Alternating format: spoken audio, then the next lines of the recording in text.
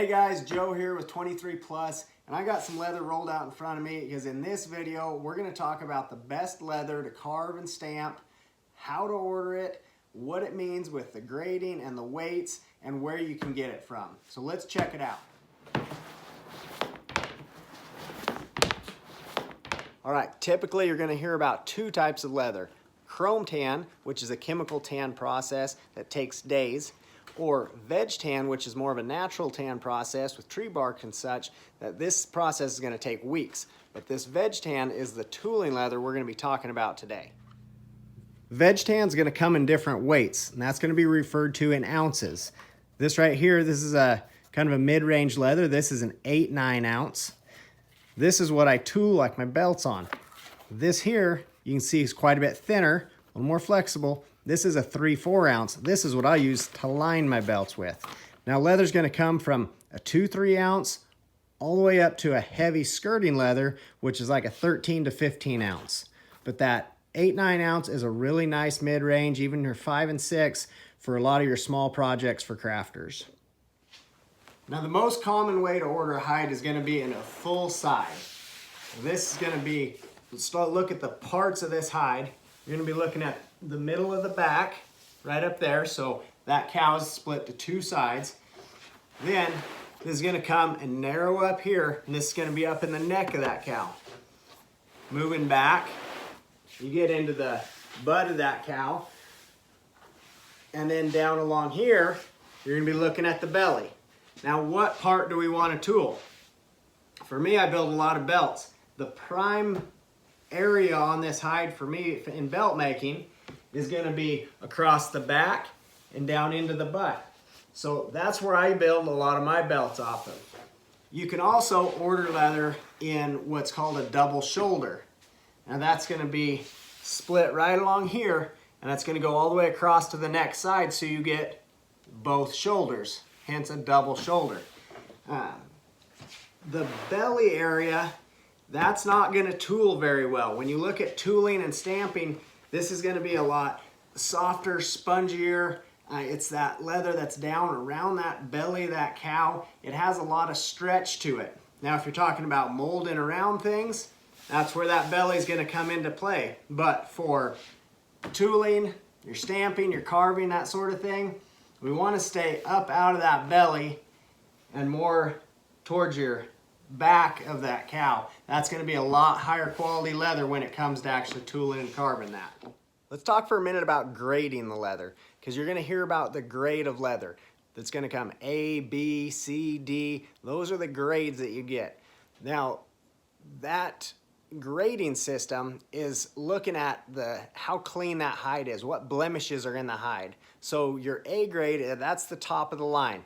That's going to be the cleanest hides, very minimal blemishes in those hides. You get down to your B's, there are going to be some blemishes in there, but most stuff that you're going to work around, it's going to tool through. You get down towards your C's, you're going to have a lot more brands, maybe a bigger brand, some scarring, that sort of thing. And get into your D runs, you have big, huge brands, large holes, things like that. And a lot of that usable hide might be used up or broke up by those blemishes. But what you're going to see a lot of places is called a tannery run. Now, what a tannery run means is they're not selling it by the A, B, C type of grade. What they'll sell it as is a TR1 or a TR2. Some places may go down to a TR3, but what that is that's grading it among the whole tannery run. So that distributor will get a whole bundle of hides that will include a certain percentage of A's, certain percentage of B's, certain percentage of C's and D's, and those are all rolled into one. Most times not the D's, so don't get scared there. But those are all rolled into one bundle as a tannery run, and they sell them out of there. So the TR1s, that distributor's gonna pick the better end of that tannery run that they get, and those are sold at maybe a higher price for your TR1s. Your TR2s are gonna have more of the blemishes, so you're gonna see more of your lower end B's and into your C's in that TR2 run. So depending on what you're building, is going to decide what blemishes you can work with or work around. Let's take a look at some of the blemishes that we're talking about. Okay, now we're right down here at the edge of the belly in this particular hide. So it's really common to find some blemishes down in the belly here, but it's a great place to show you what we're talking about. Now, big blemishes that you obviously can't really work with are going to be holes like this. Now, this, for me, it's down here in the belly. I'm not worried about this. This is something I can work around. Now, this discoloring, again, this happened to be one little part on this hide that had it, so it's perfect for showing you.